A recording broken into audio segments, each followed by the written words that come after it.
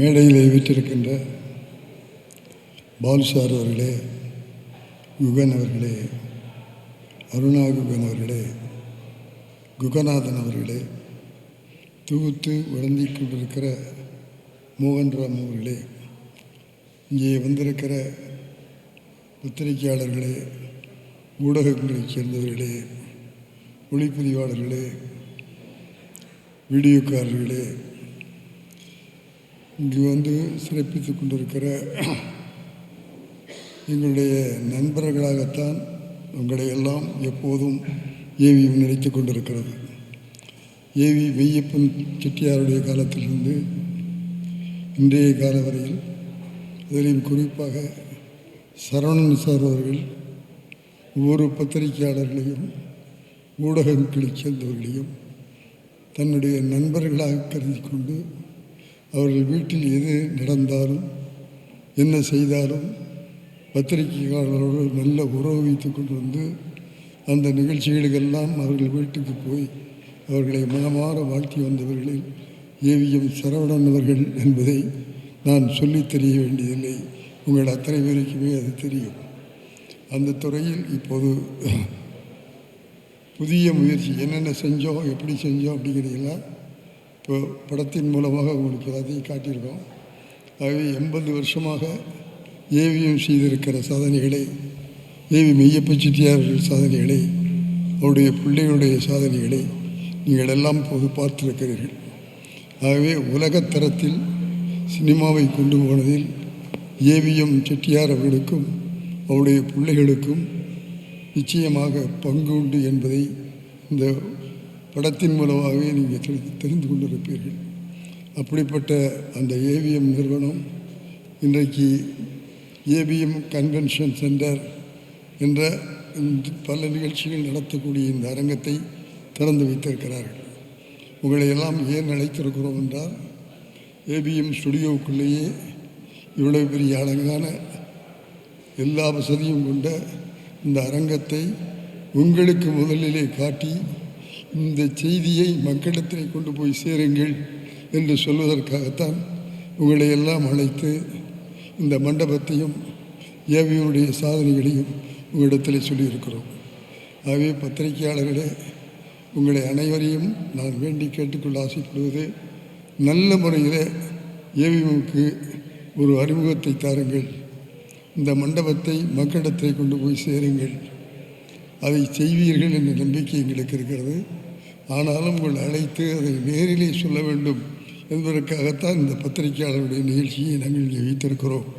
ஆகவே இந்த நிகழ்ச்சிக்கு வந்திருக்கிற உங்களையும், வீடியோக்காரர்களையும், ஒளிப்பதிவாளர்களையும், மக்கள் தொடர்பாளர்களையும் வருக வருக வருக என்று ஏவிஎம் குடும்பத்தின் சார்பில் உங்கள் அனைவரையும் இருகரம் கூப்பி வணக்கத்தோடு வரவேற்கிறேன். கைதிட்டு பத்தலை, கேட்கவே இல்லை.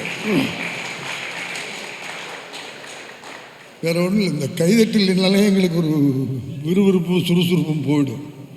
ஆகவே நல்ல கைதட்டுங்க, சந்தோஷமாக இருங்க, மகிழ்ச்சியாக இருங்க. வாழ்க்கை வேறு யார் கையிலும் இல்லை, நம்ம கையிலும் இருக்குது. ஆகவே பத்திரிகையாளர்கள், ஊடகங்களைச் சேர்ந்தவர்களால் மக்களை மகிழ்ச்சியாக வைத்திருப்பதற்கு முயற்சி செய்கிறேன். ஏவிஎம் செட்டியார் அவர்கள் முழு நேரமும் ஸ்டுடியோவில் தான் இருப்பாங்க. எப்போ பார்த்தாலும் வேலை வேலை வேலை. ஷூட்டிங்கு போவார், எடிட்டிங்கு போவார், ஆர்டிஸ்ட்டு போவார். மொத்தம் 24 மணி நேரமும் நாங்கள் வேலை செய்கிறோம் அப்படின்னா அது நாங்கள் செய்யலை. எங்கள் ஏவி மெய்யப்ப செட்டியார் எங்களுக்கு கற்றுக் கொடுத்தது நாங்கள் பின்பற்றுகிறோம்.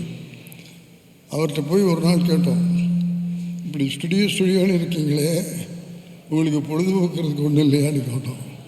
அப்போ சொன்னார், நாம் செய்கிற தொழிலே பொழுதுபோக்குப்பா, இதுக்கு மேலே ஏன் வெளியே போகணும், எனக்கு சினிமா எடுப்பதே என்டர்டெயின்மெண்ட் சொன்னவர் ஏவி மெய்யப்ப செட்டியார். அதனால தான் அவர் இவ்வளவு சாதனைகளை செய்ய முடிந்தது. ஆகவே அதை நினைவில் வைத்துக்கொண்டு அந்த ஏவிஎம் என்ற ஸ்தாபனத்தில் இருக்கிற நாங்கள் ஊழியர்கள், நிர்வாகிகள், பெரியவர்கள், இங்கே நான் பேட்டியிலேயே சொல்லியிருக்கேன், இங்கே பத்திரிகையாளர் பல பேரும் எனக்கு தெரிஞ்சவங்க தான். அப்போல்லாம் இந்த இன்ஸ்டியூட்லாம் கிடையாது. எங்களுக்கு இன்ஸ்டியூட்டே ஏவிஎம் ஸ்டுடியோ தான். நாங்கள் தொழில் கற்றுக்கொண்டதே ஏவிஎம் ஸ்டுடியோ தான். ஆகவே நான் இது ஏவிஎம் ஸ்டுடியோன்னு சொல்ல மாட்டேன், இது ஏவிஎம் பல்கலைக்கழகம். அதனுடைய வேந்தர் ஏவி மெய்யப்ப செட்டியார், துணைவேந்தர் முருகன், குமரன், பாலு, நம்முடைய சரவணன் சார். இங்கே வந்த இயக்குநர்கள் எல்லாம் பேராசிரியர்கள். அந்த மாதிரி பல்கலைக்கழகத்தில் படித்ததுனால தான் இந்த முத்துராமன் 60 வருஷமாக 55 படங்களை இயக்கி விட்டு உங்கள் முன்னாலே நிற்கிறேன் என்பதை மகிழ்ச்சியோடும் பெருமையோடும் சொல்லிக்கொள்ள ஆசைப்படுகிறேன். ஆகவே அப்படிப்பட்ட சாதனைகள் படைத்திருக்கிற இந்த ஏவிஎம் இன்றைக்கு ஏவிஎம் கன்வென்ஷன் சென்டர் இந்த அமைப்பை, இந்த அரங்கத்தை துவக்கியிருக்கிறார்கள். இதற்கு நல்ல அறிமுகம் கொடுத்து மக்களிடத்தில் இது போய் சேருவதற்கு நீங்கள் ஆன முயற்சிகளை செய்ய வேண்டும் என்று ஏவிஎம் செட்டியார் அவர்கள் சார்பில், ஏவிஎம் குடும்பத்தார் சார்பில் மனம் முழுகி உங்கள் எல்லோரையும் கேட்டுக்கொள்கிறோம். ஆகவே உங்கள் எல்லோருக்கும் உங்களுடைய குணம் நன்றியை தெரிவித்துக் கொண்டு தொடர்ந்து நிகழ்ச்சியிலேயும் மோகன்ராவ் அவர்கள் தொடர்வார்கள் என்பதை கூறி, உள்ளத்தால் பொய்யாத ஒளியின் உலகத்தார் உள்ளத்துள் எல்லாம் என்ற குரலை சொல்லி, உள்ளத்திலே பொய் இல்லாமல் வாழ்ந்தால் உலகத்தாருடைய உள்ளத்திலே நாம் இருப்போம் என்பதற்கு உதாரணமாக ஏவிஎம் இருக்கிறது என்பதை சொல்லி அனைவருக்கும் மீண்டும் ஒரு முறை வருக வருக வருக என்று வாழ்த்தி விடைபெறுகிறேன். வணக்கம். நல்ல கைதட்டுகளை போய் கேட்கணும்.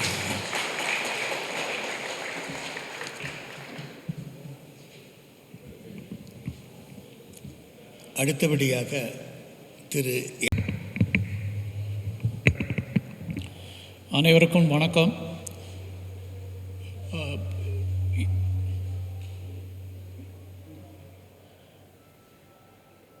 இது எதுக்காக கன்வென்ஷன் சென்டர் அப்படின்னு உங்களுக்கு மைண்டில் கேள்வி வரலாம். கொஞ்சம் வருஷமாகவே ஸ்டுடியோக்குள்ளார ஷூட்டிங் நடக்கிறது கம்மியாகிட்டே போயிட்டே இருந்தது. ப்ளஸ் இப்போ பெரிய பெரிய ஷூட்டிங் ஃப்ளோர்ஸ் அவுட்ஸ்கர்ட்ஸ் ஆஃப் சென்னையில் வந்துருச்சு.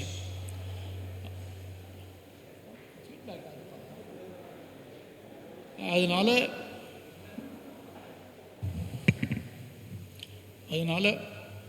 நாங்கள் என்ன டிசைட் பண்ணோன்னா, எங்கள் கிராண்ட்ஃபாதர்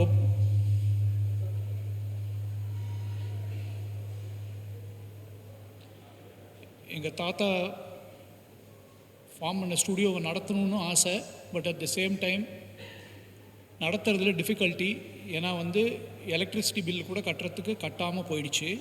ஸோ அதனால் ஒரு ஷூட்டிங்ஸ் ஃப்ளோரை கன்வெர்ட் பண்ணிட்டோம் கன்வென்ஷன் சென்டரை. அண்ட் இன்னொன்று அவர் ஒரிஜினலாக தேவகோட்டை ரஸ்தாவில் ஆரம்பித்த ஃப்ளோர் தான் ஃப்ளோர் நம்பர் 3. அது இன்னும் இங்கே இருக்குது. அதை பிரித்து தான் இங்கே போட்டாங்க. அதை இன்னும் ஸ்டுடியோவாகவே ரன் பண்ணுறோம்.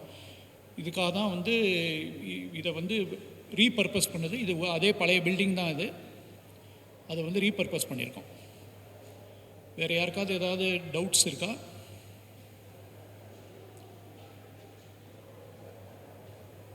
தேங்க்யூ.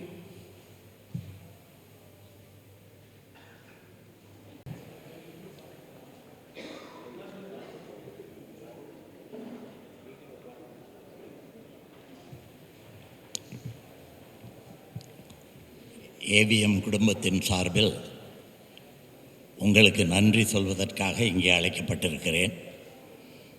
அதற்கு முன்பாக அந்த குடும்பத்துக்கு நான் நன்றி சொல்லணும். எதுக்காகனா, இதில் எல்லாத்தையும் பார்த்துட்டே இருந்தேன். இந்த இடத்துக்கு முன்னாடி தான் ஒரு 19 வயசு பையனாக நான் நின்று எல்லாத்தையும் சுற்றி பார்த்தேன். தனியாக நின்று. அப்போ இந்த பாதை கடைசி வரைக்கும் போகும். அந்த ஃபஸ்ட் ஃப்ளோர்லேருந்து 8th ஃப்ளோர் வரைக்கும் அந்த பாதை அப்படியே போகும். இந்த இடத்துல தான் நான் நின்று சுற்றி பார்த்தேன். பார்த்துட்டு ஒரு ஆளால் இதை சாதிக்க முடியுமான்னு நினச்சி பார்த்தேன். அதுக்கப்புறம் நாள் போக போக நானே பல விஷயங்களை கற்றுக்கிட்டதுக்கப்புறம் இதை எப்படித்தான் அடுத்த ஜென்ரேஷன் கொண்டு போகிறாங்கன்னு யோசனை பண்ணிகிட்டு இருந்தேன். அப்பச்சி காலத்தில் நான் உள்ளே வந்தேன். ஆனால் அதுக்கப்புறம் இந்த 4 பேரும் ரொம்ப அருமையாக அடுத்த ஸ்டெப்பை கட்டினாங்க. சரி, இது ஓகே. இப்போ சினிமாவுக்கு கொஞ்சம் சரியான நேரம் இல்லை. இப்போ என்ன செய்வாங்கன்னு யோசனை பண்ணேன். அடுத்த ஜென்ரேஷன் இப்படி ஒரு அழகான கல்யாண மண்டபத்தை கட்டி, ஒரு கன்வென்ஷன் சென்டரை கட்டி, அதுக்கு ஒரு டைனிங் ஹால் போட்டு, ஒரு அழகாக இவ்வளவு சிறப்பாக இது இருக்குன்னு உண்மையாகவே நான் பார்க்குற வரைக்கும் நினைக்கல. ஸோ இந்த மாதிரி ஒரு விஷயத்தை நீங்கள் தான் மக்கள்கிட்ட எடுத்து சொல்லணும். ஏன்னா வெளியே போனால் தான் இப்படி ஒன்று உள்ளே இருக்குங்கிறது தெரிய வரும். அதுதான் நான் இங்கே எடுத்து சொல்ல வேண்டிய முக்கியமான விஷயம். இது இப்படி ஒன்று ஒரு 7 ஃப்ளோர் 8 ஃப்ளோர் பின்னாடி வந்து அத்தனை ஃப்ளாட்ஸு, இந்த இடத்துல இப்படி ஒன்று இருக்குங்கிறத நீங்கள் மக்கள்கிட்ட எடுத்து சொல்லணும், எடுத்து செல்லணும். அடுத்ததாக அந்த 3வது ஜென்ரேஷன் எடுத்த முடிவு சரிதானா அப்படின்னு யோசனை பண்ணி பார்க்கும்போது நிச்சயமாக அது சரிதானே எனக்கு படுது. ஏன்னா வெளியே எல்லா இடத்துலையும் பாருங்கள், அந்த ஸ்டூடியோஸுங்கிறது வந்து இப்போ கொஞ்சம் குறைஞ்சு ரியல் ஹவுசஸ் அண்ட் அதுக்கான லொக்கேஷன்ஸ் தே ஆர் பில்டிங். இப்போ இன்றைக்கி பெரிய பெரிய படங்கள் பார்த்திங்கன்னா ஒவ்வொரு இடத்துலையும் அதுக்காக, அந்த படத்துக்காக, அது ஆங்கில படங்களில் தான் முதல்ல இருந்துச்சு. அது மாதிரி இப்போ எங்கத்த படங்களுக்கு அந்தந்த locations they are building it up. ஆனால் இப்படிப்பட்ட ஒரு விஷயத்தை சிறப்பாக செய்திருக்காங்க. இன்னும் என்னென்ன புதுசு வருங்கிறது அடுத்த ஜென்ரேஷன் அவங்கக்கிட்ட நான் கேட்கணும். அதனால் இன்னும் புதுசாக நிறைய வரும். ஏவிஎம்மை பற்றி நினைக்கும் போது ஒன்று மட்டும் நிச்சயமாக சொல்லணும், கடுமையான உழைப்பு. அது அப்பச்சி காலத்தில் இருந்து நான் 68 இங்கே வந்தேன். இன்றைக்கி இங்கே நின்று நான் பேச முடியுதுன்னா நான் ஓடிக்கிட்டு இருக்கேன். அந்த ஓடிக்கிட்டு இருக்கிறதுக்கான காரணம் எம்ஜிஆர் என்னை அறிமுகப்படுத்தினது மட்டுமல்ல, இங்கே வந்ததுக்கப்புறம் தான் சினிமாவில் இத்தனை விஷயங்கள் இருக்குது அப்படிங்கிறத கற்றுக்கிட்டதும், எனக்கு ஒரு 4 நல்ல சகோதரர்கள் கிடைத்ததும், ஒரு நல்ல நண்பன் கிடைத்ததும் இந்த இடத்துல தான். அந்த நண்பன் வந்து எஸ்பி முத்துராமன், உங்களுக்கு தெரியும். ஆகவே இந்த ஸ்தாபனத்தை பற்றி, இந்த இங்கே கட்டப்பட்டிருக்கிற கன்வென்ஷனல் சென்டரை பற்றி தயவு செய்து எவ்வளவு அதிகமாக மக்கள்கிட்ட எடுத்து சொல்ல முடியுமோ அதை செய்யுங்க. அதுக்காகத்தான் நீங்கள் வந்திருக்கீங்க. அதுக்காக நான் உங்களுக்கு நன்றி சொல்லி விடைபெறுவதற்கு முன்னால் தயவு செய்து சிரமப்பட்டு அவங்க உங்களை வரவேற்கணும், உங்களை சந்தோஷப்படுத்தி அனுப்பணுங்கிறதுக்காக டின்னர் ரெடி பண்ணியிருக்காங்க. தயவுசெய்து எல்லோரும் சாப்பிட்டுட்டு போகணும்னு கேட்டுக்கிட்டு நான் உங்கள்கிட்ட விடைபெறுறேன். நன்றி, வணக்கம்.